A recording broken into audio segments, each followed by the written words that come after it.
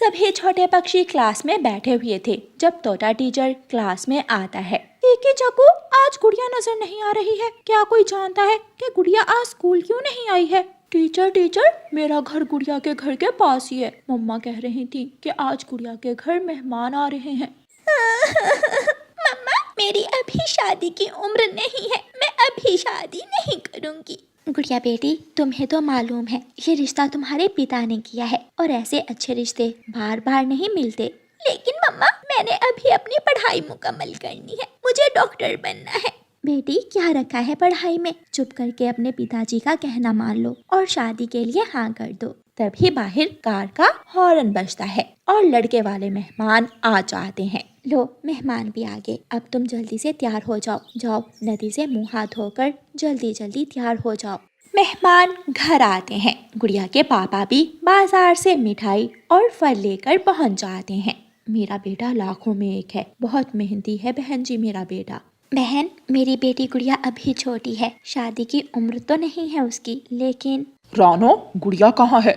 गुड़िया नदी पर गई है, वो आने ही वाली होगी। मैंने गुड़िया को स्कूल जाते देखा हुआ है, वो मुझे पसंद है। वो तो बस मेरा बेटा उसकी एक तस्वीर मांग रहा था। वो आने ही वाली होगी। आप उतनी देर ये फल खाएं और मिठाई भी लें।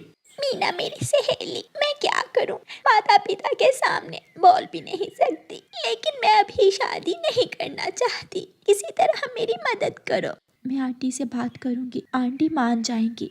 बच्चों की बातें बड़े कम मानते हैं, अपनी तो हर बात मनवा लेते हैं। अच्छा, अब मैं जा रही हूँ, वो आगे होंगे।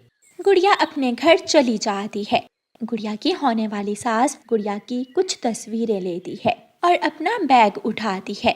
अच्छा, अब मैं चलती हूँ, आप बात पक्की ही समझे।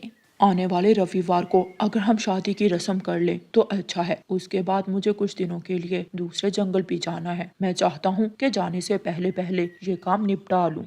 मुझे कोई एतराज नहीं है, जैसे आपकी इच्छा। गुड़िया मूर्ति बनी सारी बातें सुन रही थी। गुड़िया की होने वाली सास उसे 100 रुपए का नोट पकड़ाती है और वहाँ से चली जाती है। मेरी बेटी बहुत खुश रहेगी अपने घर में। दूसरे दिन गुड़िया की मम्मा उससे कहती है, गुड़िया बेटी, चलो मेरे साथ शादी का लहंगा ले आए। मम्मा, मुझे लहंगा नहीं पहनना, मुझे शर्म आती है, वो तो बड़ी बड़ी दुल्हनें पहनती हैं। ये सुनकर उसके मम्मा पापा हंसने लग जाते हैं। बेटी गुड़िया, आप भी तो दुल्हन ही बनोगी, देखना मेरी बेटी दुल्हन बनकर बहुत सुंदर दिखेगी। गुड़िया की मम्मा गुड़िया को अपने साथ ले जाती है। दुकान के सामने गुड़िया के टीचर तोताराम खड़े थे। गुड़िया बेटी, आप 2 दिनों से स्कूल क्यों नहीं आ रही हो? टीचर, मम्मा से पूछ ले। वो हम गुड़िया की शादी कर रहे हैं ना, मेहमान आए हुए हैं, इसलिए गुड़िया स्कूल नहीं आ सकी। बहन जी, गुड़िया तो अभी बहुत छोटी है, ये अपने ससुराल की जिम्मेदारी कैसे उठाएगी? एक लड़की चिड़िया को पूरा घर संभालना होता है, इतनी छोटी उम्र में बेटियों की शादी करना वैसे भी कानूनन जुर्म है। चलो गुड़िया बेटी, देर हो रही है। गुड़िया की मम्मा गुड़िया को ले जाती है और दुकान में जाकर उसे तरह तरह के लहंगे दिखाती है। क्या ये लाल रंग का लहंगा आपको पसंद है? कोई सा भी ले ले, मुझे सभी पसंद है। गुड़िया की मम्मा अपनी पसंद से गुड़िया के लिए शादी का लहंगा ले लेती है और फिर जूतों की दुकान से शादी का नया जूता। सारी तैयारियां मुकम्मल हो जाती हैं और गुड़िया की शादी का दिन करीब आ जाता है। गुड़िया के पापा, मैं आसपास के पक्षियों को शादी का आमंत्रण दे आऊं और आप शादी के खाने का बंदोबस्त कर ले। बारात में ज्यादा मेहमान नहीं होंगे, कल मुझे बताया था उन्होंने। बाकी बंदोबस्त तो मैंने कर लिया है। गौरी बहन, कल मेरी गुड़िया की शादी है, आप सुबह सवेरे ही आ जाना।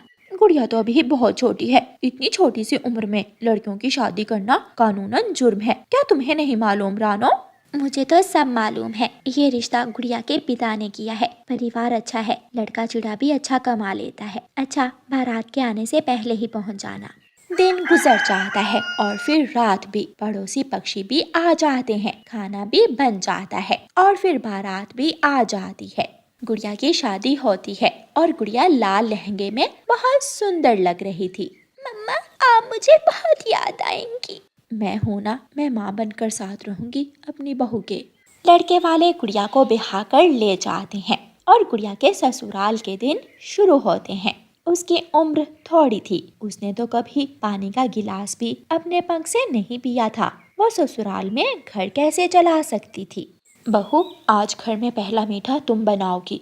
लेकिन सासू माँ, मुझे तो कुछ भी बनाना नहीं आता। अगर बनाओगी तो सीख जाओगी। रसोई में जाओ और मीठे चावल बनाओ। गुड़िया मीठे चावल बनाती है जो पूरी तरह जल जाते हैं। जब कपड़े इस्त्री करने लगती है तो वो जल जाते हैं। जब कपड़े धोने लगती है तो सर्फ गिर जाता है। उसे तो कोई भी काम अभी तक करना नहीं आता था। ऐसे सास का प्यार नफरत में बदल जाता है। मनहूस चिड़िया, तुझे ब्याह कर लाने से अच्छा था कि मैं कोई कवि ब्याह लाती। सासू माँ, मैं अभी छोटी हूँ, आहिस्ता आहिस्ता मैं सब सीख जाऊंगी। अगर छोटी थी तो अपने माता पिता को बताना था, वो ना करते तुम्हारी शादी छोटी उम्र में। बताया तो था, लेकिन मेरी किसी ने नहीं सुनी। अभी शादी को 1 महीना भी नहीं हुआ था कि एक दिन गुड़िया की सास उसे घर से निकाल देती है। मुझे तुम्हारी जरूरत नहीं है, मैं बहू ब्याह कर लाई थी। मैं तुझे बच्चों की तरह नहीं पाल सकती। मैं बूढ़ी जान हूँ, मुझसे ये सब नहीं होता अब। सासू माँ, मैं कहाँ जाऊँ? अगर मेरे माता पिता को पता चला तो वो परेशान हो जाएंगे। लेकिन गुड़िया की सास कोई बात नहीं सुनती। गुड़िया रोती हुई अपनी सहेली मीना के घर जाती है। चुप कर जाओ गुड़िया, मैं साथ जाती हूँ आपके। फिर मीना गुड़िया को लेकर उसके घर आती है। आंटी, समय से पहले किए के काम ऐसे ही होते हैं। सबने आपको मना किया था कि अभी गुड़िया की शादी ना करें, लेकिन आपने कोई बात ना सुनी। मम्मा, मैं जो भी करने की कोशिश करती हूँ गलत हो जाता है। गुड़िया के पापा गुड़िया को गले से लगा लेते हैं। गुड़िया बेटी, मुझे माफ कर दो। मैं दोषी हूँ। मेरी गुड़िया की जिंदगी मेरी वजह से बर्बाद हुई है। कौन कहता है मेरी गुड़िया की जिंदगी बर्बाद हुई है? मेरी गुड़िया स्कूल जाएगी और मेरी गुड़िया एक दिन डॉक्टर जरूर बनेगी। जो हुआ उसे भूल जाओ मेरी बेटी। गुड़िया रोती हुई अपनी मम्मा के गले लग जाती है। मीना, मीना जल्दी से आ जाओ, देखो मैं तो तैयार होकर आ भी गई हूँ। मीना और गुड़िया स्कूल जा रही थी और बहुत खुश थी। प्यारे दोस्तों, अपने बच्चों की जिंदगी के फैसले सोच समझ कर करें, क्योंकि उनका भविष्य आपके हाथों में ही है। और प्यारे दोस्तों, इस कहानी को लाइक, अपने दोस्तों के साथ शेयर और चैनल को सब्सक्राइब करना बिल्कुल मत भूलना। आपका धन्यवाद। गौरी, मैंने सारी उम्र पाप किए हैं। अब मरते समय मुझसे और पाप ना करवाओ। मैं अपनी जायदाद बेटे और बेटी में बराबर तकसीम करूंगा। कालू, तुम बीमार हो, क्या पता कल मर जाओ और तुम्हारी बेटी तो ब्याह कर बेगाने घर चली जाएगी। एक मेरा जग्गू ही तो आसरा देगा मुझे। तुम सारी जायदाद जग्गू के नाम कर दो। मगर गौरी, ये मगर वगर छोड़ दो। जैसा मैंने कहा है तुम वैसा ही करो। फिर कालू कौवा अपनी सारी ही जायदाद अपने बेटे जग्गू के नाम कर देता है और गौरी के लाए हुए पेपर्स पर साइन कर देता है। कालू कौवे की बेटी भी घर आ जाती है। पापा, आपको कुछ नहीं होगा, मैंने बुलबुल आंटी से बात की है, वो कल आएगी आपको देखने। मुन्नी मेरी बेटी, अब मुझे दवा की जरूरत नहीं है, मेरे कुछ ही सांस बाकी हैं। कालू, तुम अपनी बेटी से बातें करो और मैं अभी आती हूँ। फिर गौरी कौवी घर से बाहर चली जाती है। जग्गू बेटा, तुम यहाँ बैठे हो और वहाँ तुम्हारे पिता मरने वाले हैं। माँ, अगर मैं पिताजी के पास भी हूँगा तो क्या मैं बचा लूँगा उन्हें? क्या मैं कोई डॉक्टर हूँ? मैंने जायदाद तुम्हारे नाम करवा दी है और जायदाद के पेपर्स संदूक में संभाल दिए हैं। माँ, अगर पापा बच गए तो मेरा मतलब पापा अगर ना मरे तो क्या फिर भी मुझे जायदाद मिलेगी? इसलिए तो कहती हूँ, जाकर अपने पापा के पास बैठो। एक वो है तुम्हारी बहन मुन्नी, हर समय अपने पापा के पास ही बैठी रहती है। मुन्नी बेटी, जो मैंने किया वो सब तुम्हारी माँ के कहने पर किया है। बेटी, मुझे माफ कर देना। ऐसा कहते हुए कालू कौवे का सांस टूट जाता है और वो मर जाता है। पापा उठे, मुझसे बात करें। पापा, मुझे कुछ नहीं लेना, मुझे आपकी जिंदगी चाहिए। पापा। मगर कालू कौवा तो मर गया था। गौरी और जग्गू भी आ जाते हैं। मुन्नी, रो क्यों रही हो? क्या तुम्हारे पिताजी मर गए हैं? माँ, पिताजी हमें छोड़कर चले गए।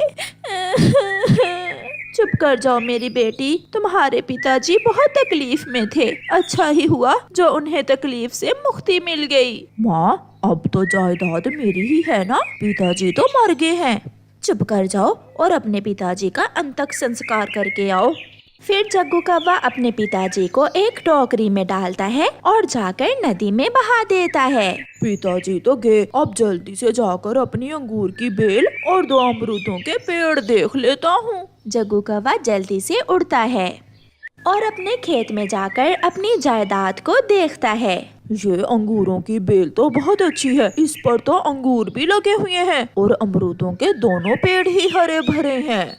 ऐसे ही कुछ दिन गुजर जाते हैं। गोरी, सुना है कालू ने अपनी सारी ही जायदाद जग्गू के नाम कर दी और मुन्नी को कुछ भी नहीं दिया। चिड़िया, हमारे यहाँ बेटियों को जायदाद में से हिस्सा नहीं दिया जाता। गोरी, तुम भी तो एक बेटी ही हो, तुम्हें बेटियों के बारे में ऐसी बात करते शर्म आनी चाहिए। चुप करके जाओ यहाँ से, हमें सब मालूम है क्या करना है और क्या नहीं करना। रात को गोरी कौवी, उसकी बेटी मुन्नी और बेटा जग्गू घर में लेटे हुए थे। जग्गू बेटा, अब जायदाद तुम्हारे नाम लगवा दी है, इसका ये मतलब नहीं है कि तुम हमें भूल ही जाओ। अब तुम पर पहले से ज्यादा जिम्मेदारी है। अपने पिता के बाद अब ये घर तुम्हें ही चलाना है। माँ, मैं कोशिश करूँगा। फिर दूसरे दिन जग्गू अपने खेत में जाता है और अंगूर की बेल सूख रही थी।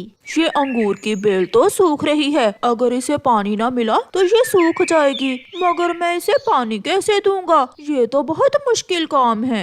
थोड़ी दूर बैठा हुआ कौवों का पड़ोसी मिट्ठू जग्गू की बात सुनकर बोलता है, कालू के बेटे, तुम्हारे पड़ोस में मेरा खेत है, अंगूर की बेल को पानी देना सच में मुश्किल काम है और तुम्हारे 2 अमरूदों के पेड़ भी हैं। तुम ऐसा करो, ये अंगूर की बेल मुझे बेच दो और पैसे लो, पैसे ऐश करो, मौज मस्ती करो। ये सुनकर जग्गू कौवा खुश हो जाता है। अंकल मिट्ठू, मैं भी यही सोच रहा हूँ। पापा तो काम वाम कर लेते थे, मगर मुझसे ये सब नहीं होगा। आप ऐसा करें, ये अंगूरों की बेल खरीद लें। फिर मिट्ठू तोता जग्गू कौवे को कुछ पैसे देकर वो अंगूरों की बेल खरीद लेता है। जग्गू कौवा खुशी खुशी अपने घर की तरफ जा रहा था कि रास्ते में उसका दोस्त उल्लू मिल जाता है। दोस्त जग्गू, इस थैली में क्या है? मैं अपनी अंगूरों की बेल बेच कर आया हूँ, पैसे हैं इसमें। जग्गू दोस्त, अगर तुम्हारे पास पैसे हैं तो चलो हम जुआ खेलते हैं। तुम देखना, तुम्हारे ये पैसे घंटों में ही दुगने हो जाएंगे। उल्लू दोस्त, सच? क्या तुम सच कह रहे हो? तो और क्या। फिर जग्गू अपने आवारा दोस्त उल्लू के साथ जुआ खेलने चला जाता है। माँ, अभी तक जग्गू भाई लौट कर नहीं आए। बेटी, आपके भाई को खेत में काम ज्यादा होगा, अब उस पर अपने पिता की जिम्मेदारी भी है। खेत में काम करना कोई आसान काम नहीं है। जग्गू भी घर आ जाता है। जग्गू बेटा, रसोई के लिए राशन लाए हो क्या? माँ, कल लाऊंगा। क्यों बेटा, क्या तुमने आज अंगूर नहीं बेचे थे? माँ, अंगूर क्या, मैंने तो आज अंगूर की बेल ही मिट्ठू पड़ोसी को बेच दी थी। जग्गू बेटा, ये तुमने क्या किया? अपने पिता के जाने के बाद अपनी जायदाद ही बेच दी। माँ, मुझसे काम नहीं होता। पैसे कहाँ हैं? वो पैसे तो जग्गू जुए में हार आया था, वो कैसे अपनी माँ को बताता, इसलिए वो झूठ बोलता है। पैसे मैंने बैंक में जमा करवा दिए हैं। फिर कुछ दिन गुजर जाते हैं। अब तो गोरी कौवी के घर में खाने पीने को कुछ भी नहीं बचा था, रसोई से राशन भी खत्म हो गया था। मगर जग्गू कौवा अपने दोस्त उल्लू के साथ शराब पीने में मसरूफ था। यार जग्गू, ये घर परिवार की तुम कौवों को जरूरत नहीं होती। वो अमरूदों के दोनों पेड़ भी बेच दो और हम दूसरे जंगल जाकर आजादी की जिंदगी जीते हैं। हाँ यार उल्लू, माँ भी रोज सुनाई करती है, खर्चा लाओ, घर के लिए राशन लाओ। जायदाद क्या मेरे नाम कर दी? माँ तो मुझे नौकर ही समझने लगी है। फिर जग्गू कौवा दोनों अमरूदों के पेड़ बेच देता है। मुन्नी मेरी बेटी, आज भी जग्गू अभी तक घर नहीं आया, मैं तो कल से भूखी हूँ। माँ, आप चिंता ना करें, अगर आज भी भाई कुछ ना लाया तो मैं कल से काम पर जाया करूँगी और अपनी माँ के लिए कमा कर लाऊंगी मैं। इतने में चिड़िया आती है। गोरी, ये चिट्ठी तुम्हारे बेटे ने दी है तुम्हारे नाम। फिर चिड़िया गोरी कौवी को चिट्ठी पढ़कर सुनाती है। माँ, मैं अपने दोस्तों के साथ आजादी की जिंदगी जीना चाहता हूँ, इसलिए मैं अमरूदों के पेड़ बेचकर दूसरे जंगल जा रहा हूँ। माँ, मुझे माफ करना, मगर मैंने अपनी ही जायदाद बेची है। ये सुनकर गौरी कव्वी जोरों से रोने लग जाती है। जग्गू बेटा, तुम ऐसा करोगे, ये तो मैंने सोचा भी न था। गौरी बहन, वो समय याद करो जब मैंने तुमसे कहा था कि अपनी जायदाद बेटी और बेटे में बराबर तकसीम करो। माँ, चुप हो जाए, मुझे जायदाद की नहीं, आपकी जरूरत है। मैं कमाऊंगी और आपको खिलाऊंगी। भाई छोड़ के तो क्या हुआ, मैं हूँ ना माँ। सुन लिया गौरी बहन, इसे कहते हैं बेटी का प्यार, सच्चा प्यार बिना किसी लालच के।